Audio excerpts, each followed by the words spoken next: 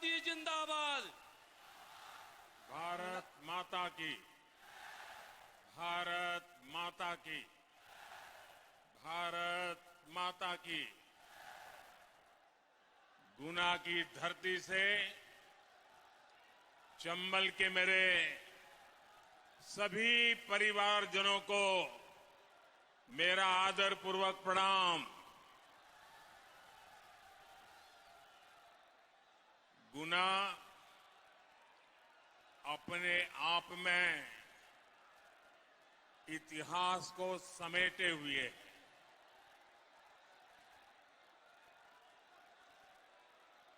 यहां आज मैं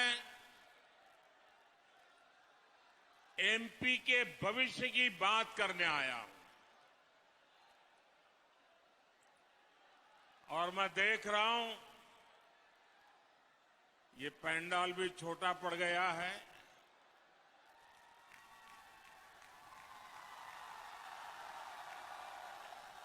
बहुत बड़ी मात्रा में लोग धूप में तप रहे हैं। जो लोग उधर धूप में तप रहे हैं, हमारी व्यवस्था कम पड़ गई, इसके लिए मैं आपकी क्षमा मांगता हूं। लेकिन जो धूप में तप रहे हैं और यहां आए हुए आप सबको मैं विश्वास दिलाता हूं कि आपकी ये तपस्या बेकार नहीं जाएगी। मैं विकास करके इसको आपको लौटाऊंगा। ये ग्वालियर चंबल का मूड वाकई ऊर्जा से भरा हुआ है। आपकी ऊर्जा, आपका उत्साह ये साफ साफ बता रहा है। एक स्वर से बता रहा है, एक लक्ष्य को लेकर के बता रहा है। फिर एक बार, फिर एक बार, फिर एक बार मेरे परिवारजनों, आज मध्य प्रदेश में एक तरफ डबल इंजन की सरकार है तो दूसरी तरफ कांग्रेस के डबल डेंजर लोग हैं। एक इंजन केंद्र का, एक इंजन भाजपा की राज्य सरकार का, तो एमपी का डबल तेजी से डबल विकास, चाहूं और विकास। यहां की भाजपा सरकार केंद्र की योजनाएं तेज गति से जमीन पर उतार रही है। लेकिन आपको ये याद रखना है, जहां जहां कांग्रेस सरकार होती है वहां हर योजना पर रोड़े अटकाती है। जब केंद्र में कांग्रेस की सरकार थी तब एमपी की भाजपा सरकार के साथ भेदभाव किया जाता था। लेकिन 2014 में आपने हमें सेवा का अवसर दिया। डबल इंजन की सरकार बनने के बाद से एमपी के विकास ने असल तेजी पकड़ी है। जब 10 साल केंद्र में कांग्रेस की सरकार रही तो एमपी का बजट 20,000 करोड़ रुपए से बढ़कर 80,000 करोड़ रुपए के आसपास ही पहुंचा था। 20 से सिर्फ 80। केंद्र में हमारी सरकार का सेवा काल जब से शुरू हुआ, हमारे 10 साल के सेवा काल में एमपी का बजट 80,000 करोड़ रुपए से 3 लाख करोड़ को पार कर गया।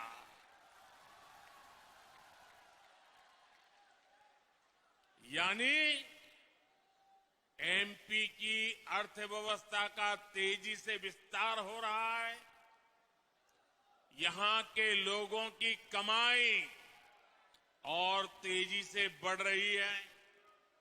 इसलिए यहां भाजपा की डबल इंजन सरकार बहुत ही आवश्यक है। साथियों, मध्य प्रदेश में कांग्रेस ने दशकों तक सरकार चलाई है। यहां के नौजवानों ने वो दिन नहीं देखे जो आज 18, 20, 25 के हैं। उनको उस पुराने बुरे दिनों का पता नहीं है। लेकिन मैं समझता हूं समय की मांग है कि उन पुरानी बात भी मेरी वर्तमान पीढ़ी को पता हो। कांग्रेस ने यहां विकास का जो मॉडल विकसित किया था, अगर मुझे एक शब्द में कांग्रेस के विकास के मॉडल का वर्णन करना है तो वो मॉडल क्या था? वो मॉडल था लापता मॉडल। लापता मॉडल। बिजली लापता, सड़क लापता, पानी लापता, रोजगार, गरीबों के घर। कांग्रेस के लापता मॉडल में विकास भी लापता था। कांग्रेस राज में नौजवानों का भविष्य लापता था। कांग्रेस राज में किसानों का कल्याण लापता था।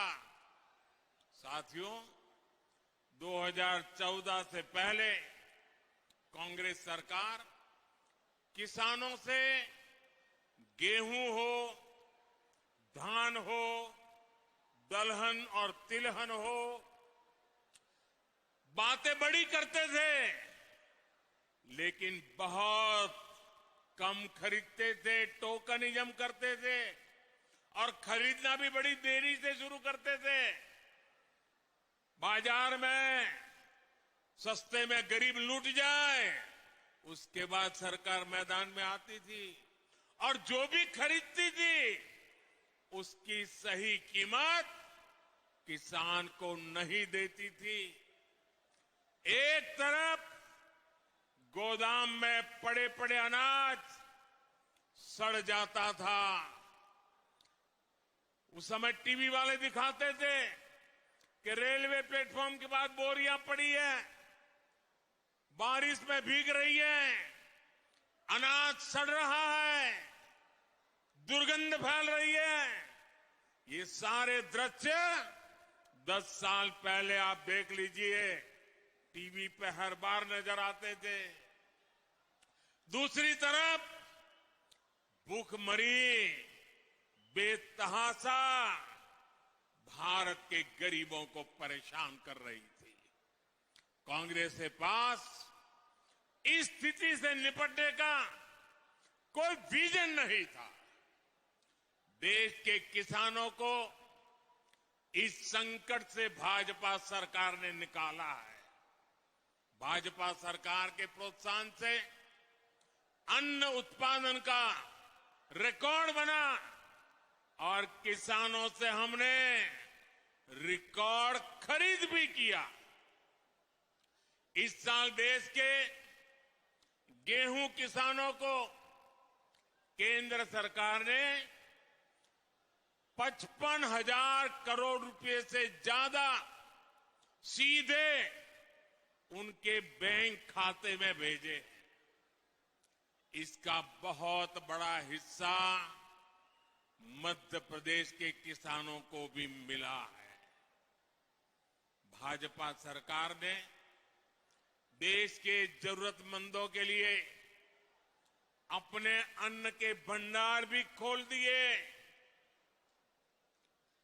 आप याद कीजिए कोरोना के वो दिन, उस महामारी ने पूरी दुनिया को अपनी लपेट में लिया था। मौत मंडरा रही थी। जिंदगी बचाना ये सबसे बड़ी जिम्मेवारी हर किसी की बन गई थी। हालत तो ये थी कि अगर बेटे को बीमारी है तो मां उसके पास नहीं जा पाती थी। मां को बीमारी है, बेटा पास नहीं जा पाता था। उस संकट में हमने लंबा समय निकाला। चारों तरफ स्थितियां बंद पड़ी हुई थी और तब दिल्ली में आपका ये बेटा चैन से नहीं बैठता था।